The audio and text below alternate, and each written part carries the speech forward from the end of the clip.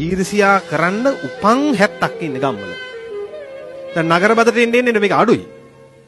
ඒ මිනිසුන්ට මොන හරි තියෙනවනේ. ඒ මිනිස්සු පාඩුවේ තමන්ගේ වැඩ ටික කරනවා. දැන් ඔය නගර මිනිසුන්ට බැන්නට නගර මිනිස්සු හොඳයි බලන් යනවා. ගම් ඇතුලේ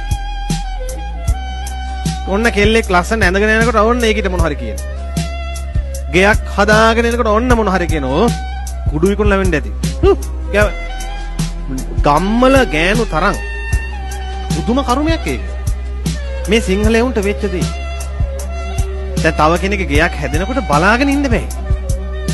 අනේ මේ මොනවා හරි දුක් මානසික හොයාගන්නද? ඒකට මොකක්ම හරි කියනවනේ. පරාලය දෙයක් හරි කියනවා. ඔය මුදුන් පරාලේ වම ගහපුවාම ගෘහමූලිකට අපලයිද. ඕක හරි කියාගෙන යනවා.